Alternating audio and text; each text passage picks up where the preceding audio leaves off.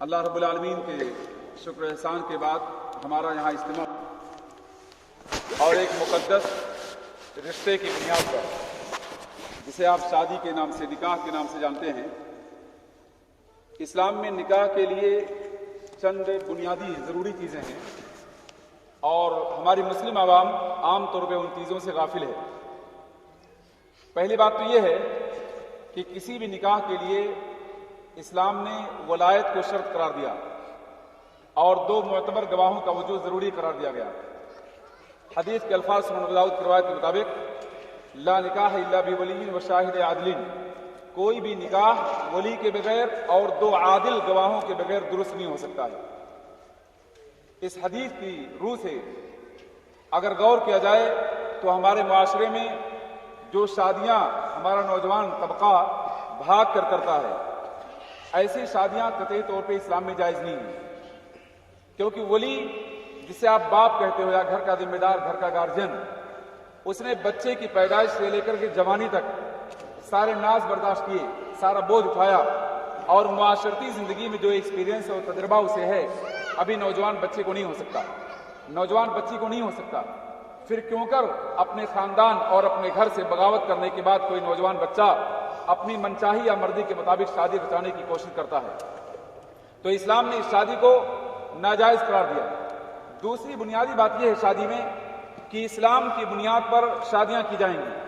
اور اگر مذہب کا، دین کا اختلاف ہے تو شادی قطعی طور پہ جائز اور درست نہیں ہو سکتی۔ سورہ بقرہ میں اللہ رب العالمین نے اعلان کر دیا وَلَا تَنكِحُوا الْمُشْرِكَاتِ حَتَّى يُؤْمِنْ، اے مسلمانوں، مشرکہ عورتوں اور لڑکیوں سے نکاح مت کرو یہاں تک کہ وہ ایمان لے آئیں۔ اور اسی کے ساتھ ساتھ عورتوں کو بھی حکم دیا گیا کہ اے عورتوں کی جماعت، تم مشرک لڑکوں سے شادی مت کرو جب تک کہ وہ ایمان نہ لائیں۔ معلوم یہ ہوا کہ کسی مسلمان کا نکاح غیر مسلم سے قطعی درست نہیں ہے۔ اگر ہم اسلام کی اس بات کو تسلیم کر لیں، سورہ بقرہ کے اس آیت کو سمجھ لیں، تو آج ہمارے ملک میں مسلمانوں کے خلاف جو پروپیگنڈا ہے، لب جہاد کا جو نام دیا جاتا ہے، شاید ہم لوگ اپنی قوم کو، اپنے نسل کو اس لو جہاد کے خطرناکی سے محفوظ کر لیں گے۔ مسلمانوں، آج کے نکاح کے حوالے سے میں پیغام دینا چاہتا ہوں کہ اسلام میں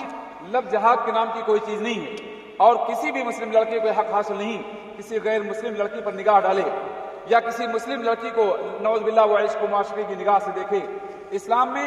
پردے کا حکم دیا گیا، اسلام میں حیا کو باقی رکھا گیا، اسلام نے ایک دوسروں کی عزت و آبرو کو محفوظ کرنے کی تلقین کی۔ آپ جانتے ہیں نبی صلی اللہ علیہ وسلم کا عالمی منشور جو حجۃ الوداع کے موقع پر آپ نے پیش کیا تھا، اس میں آپ نے صاف طور پہ کہا تھا کہ ہر مسلمان کا خون، اس کی عزت و آبرو، اس کی جان اللہ رب العالمین نے ایک دوسرے پر حرام قرار دیا۔ ذرا آپ غور کیجئے، کسی بھی انسان کی عزت و آبرو محفوظ ہے۔ اب اگر کوئی انسان اپنے طاقت کے بدولت، اپنے غرور کی وجہ سے کسی کی عزت سے کھلواڑ کرنا چاہتا ہو تو اسلام اس بات کو جائز نہیں قرار دیتا۔ میرے بھائیوں، اپنے بچوں کے ذہن میں، اپنی بچیوں کے ذہن میں یہ بات ڈالو کہ قطعی طور پر کسی بھی مسلمان کی شادی غیر مسلم سے نہیں ہو سکتی، اور اگر اس نے جبریہ طور پر ایسا کرنے کی کوشش کی تو اللہ کا باغی اور قرآن کا منکر وہ شخص ہے۔ اور آپ جانتے ہیں آج تباہیاں جو ہمارا مقدر بن رہی ہیں، لب جہاد کے نام سے مسلمانوں کو جو بدنام کرنے کی کوشش کی جا رہی ہے، چند احمقوں کی حرکتوں کی بنیاد پر آج یہ باتیں سننے میں آتی ہیں۔ میرے بھائیوں، میرے پاس وقت نہیں ہے کہ میں تفصیل سے آپ کے سامنے گفتگو کروں گا۔ میں سے بتانا ہی چاہتا ہوں کہ نکاح میں بنیادی شرط ولی کے بعد مہر کا تعین ہے، اور مہر کے سلسلے میں اسلام نے جو ضابطہ دیا وہ ضابطہ یہ ہے کہ لڑکے کی طاقت کے مطابق مہر کو ادا کرنے کی کوشش کی جائے۔ اگر بہت مالدار انسان ہے تو کوئی حرج نہیں، زیادہ مہر رکھی جائے، اور اگر مالدار انسان نہیں ہے تو قرض لے کر اپنے سر کو بوجھل کر کے زیادہ مہر رکھنا، مقرر کرنا، یہ بات اسلامی تعلیمات کے خلاف ہے۔ اسی لیے اگر آپ اسلامی شادیوں کو دیکھیں تو مہر شوہر کی حیثیت کے مطابق ہونی چاہیے، اور مہر کا ادا کرنا یہ شوہر کی مردانگی اور اس کی قوت کی دلیل ہے۔ آج ہم لوگ شادیوں میں شوہر سے سوال تو کرتے ہیں تمہیں کیا ملا شادیوں میں، لیکن یہ سوال شاید کوئی کرتا ہو تم نے مہر ادا کیا یا نہیں ادا کیا۔ لہذا میرے بھائیوں، مہر کی ادائیگی کے سلسلے میں آپ فکر کرو۔ آپ کو میں بتاؤں، یہ شادیاں اسلام کے ذریعے ایسا نظام دیا گیا کہ ہمارا ذہنی سکون ہے، کیونکہ قرآن نے بیویوں کی پیدائش یا بیویوں کا مقصد بیان کرتے ہوئے کہا وَجَعَلَ لَكُمُ الْأَزْوَاجَ لِتَسْكُنُوا مِنْهَا وَجَعَلَ بَيْنَكُم مَّوَدَّةً وَرَحْمَةً، اللہ رب العالمین تمہارے لیے بیویوں کو بنایا تاکہ ان سے سکون حاصل کرو۔ تم دونوں کے مابین اللہ رب العالمین نے مودت اور محبت کو رکھ دیا ہے۔ آپ اگر غور کریں والدین کے رشتے کے بعد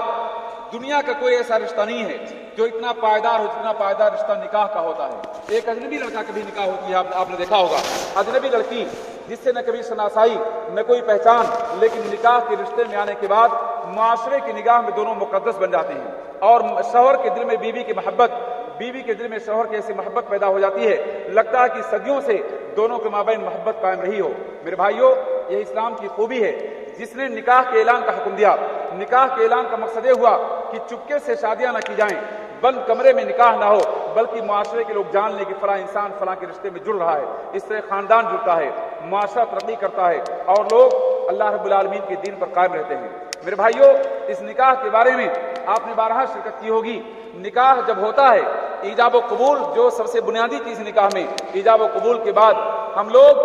ایسے رسم و رواج میں جکڑ چکے ہیں کہ ایسی دعائیں پیش کرنے کی کوشش کرتے ہیں جن دعاؤں کا نبی سے ثبوت نہیں، اور جو چیز نبی سے ثابت ہے نکاح میں دعا کے نام پر ہم اسے فراموش کر جاتے ہیں۔ آپ جانتے ہیں کہ اللہ کے رسول صلی اللہ علیہ وسلم نکاح پڑھایا، اور نکاح پڑھانے کے بعد ایجاب و قبول کیا، اس کے بعد دعا دیا۔ دعا کا مطلب مبارکبادی، یہاں دعا کا مطلب عبادت کو انجام دینا نہیں ہے، دعا کا مطلب یہاں پر عبادت کو انجام دینا نہیں، بلکہ دعا کا مطلب شوہر کو مبارکبادی دینا، اور یہ مبارکبادی نکاح ایجاب و قبول کے فوراً بعد، یا پھر جب میاں اور بیوی اکٹھا ہو جائیں اس کے بعد جب ملاقات ہو تو مبارکبادی پیش کی جائے۔ باپ مبارکبادی پیش کرے، بھائی مبارکبادی پیش کرے، رشتہ دار مبارکبادی پیش کریں، جو لوگ لڑکیوں کے محارم ہیں وہ دولہن کو مبارکبادی پیش کریں، اور لڑکوں کو تو مبارکبادی پیش کرنے کے لیے ہر شخص کو حق ہے۔ لہذا اپنے گھروں میں عورتوں کو تعلیم دو کہ نکاح کے بعد دولہن کو مبارکبادی پیش کریں، جیسا کہ نبی کے زمانے میں تھا۔ وہ دعا بڑی آسان ہے، بہت سہل ہے، آپ اسے سماعت کیجئے۔ بارک اللہ لک وبارک علیک وجمع بینکما فی خیر، یہ 3 جملے اور سینٹنس ہیں جو نبی صلی اللہ علیہ وسلم کسی شادی میں دولہے کو سنایا کرتے تھے۔ اس کا مطلب یہ ہوا کہ اللہ رب العالمین تمہارے جوڑے میں برکت دے اور یہ زندگی بھر سلامتی کے ساتھ جوڑا گزرے، اور اللہ رب العالمین خیریت کے ساتھ یہ شادی اپنے اختتام تک پہنچائے۔ میرے بھائیوں، ان چیزوں پہ ہمیں غور